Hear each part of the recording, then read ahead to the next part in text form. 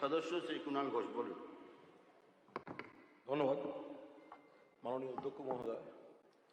আমি প্রথমেই বলি, আপনার এবং আপনার চেয়ারকে কোনো অবস্থায় কোনো রকম অসম্মান করার কোনো উদ্দেশ্য আমার ছিল না, এখনো নেই।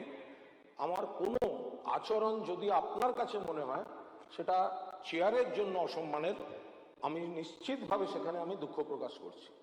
আমার সমস্যাটা স্যার, যেহেতু এসব রাগঢাক করে কোনো লাভ নেই, একটা সমস্যা হয়ে আছে বিরোধী পক্ষে, তা আমি মাননীয় মুখ্যমন্ত্রীর কাছে আমরা 5 জন গেছিলাম যে যেহেতু মাননীয় স্পিকার স্যার যে কোনোভাবেই হোক, বিচারাধীন বিষয় আমি বলবো না, একটা অংশকে বিরোধী দলের ব্যাখ্যা দিয়েছেন, তো আমরাও তো বলতে চাই, আমিও তো নির্বাচিত হয়ে এসেছি, আমিও তো পড়াশোনা করে তথ্য প্রমাণ দিয়ে বলতে চাই। তো সেখানে আমি প্রথম কদিন মেনশন ইত্যাদি ইত্যাদি সব করেছি। তো আমি মুখ্যমন্ত্রীর কাছে গেছিলাম, আমাদের সিনিয়ররা সঙ্গে ছিলেন। তো মুখ্যমন্ত্রী তখন মাননীয় পরিষদীয় মন্ত্রীকে ডেকে পাঠান আমাদের সামনে, শঙ্করবাবুকে, এবং বলেন তো ঠিকই, আমরা বলি যে আমাদের একটা ঘর, বসার ঘর দিলে ভালো হয়। তো মুখ্যমন্ত্রী বললেন হ্যাঁ ঠিক, ওনাদের ওখানে শোভনদেব বাবু, বিমানবাবুর মতো সব সিনিয়ররা আছেন, শঙ্করবাবু ওনাদের একটা ঘর দিন। তখন আমরা বললাম যে এই বলার বিষয়টা কি হবে, কারণ স্যার আপনি তো অপোজিশন চিফ হুইপ যাকে করেছেন, অফিসিয়ালি তিনি লিস্ট দেবেন। এবার আমাদের সঙ্গে একটু সমস্যা হচ্ছে, কি বলবো আর বলুন, একটু আর লুকিয়ে লাভ নেই।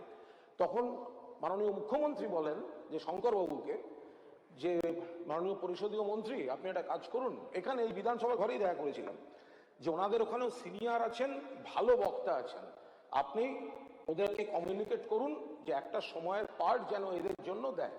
তা আমাদের যিনি দলনেতা শোভনদেব চট্টোপাধ্যায় সেই অনুযায়ী একটি করে নাম অপোজিশন চিফ হুইপ আকরুজ্জামানকে দেন। কিন্তু আকরুজ্জামান তিনি আমাকে, তার সঙ্গে আমার কোনো ব্যক্তিগত শত্রুতা নেই স্যার, পুরনো পরিচয়, কদিন আগে একসঙ্গে প্রেস কনফারেন্স করেছি স্যার। তো এখন সেদিন এবার অফিসিয়ালি ওনাকে লিস্ট দিতে হবে। আপনি স্যার চেঞ্জ একদিন করে দিয়েছিলেন, কিন্তু আপনি বাকি আপনিও করতে পারবেন না। আরে শেষ করতে দিন, শেষ করতে দিন।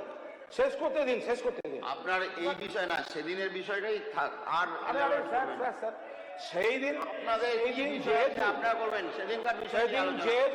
যেহেতু আমার নাম বারবার দেওয়া হচ্ছে আর ওরা আমার নাম কেটে দিচ্ছে, আমি সেটা একটা প্রতীকী প্রতিবাদ আমি অপোজিশন চিফ হুইপকে বলেছি আমাকে কেন অন্তরোধ করা হবে। ঠিক আছে, আর সঙ্গে স্যার আপনাকে অসম্মানের কোনো সম্পর্ক নেই, আপনাকে অসম্মানের স্যার কোনো সম্পর্ক নেই। বসুন।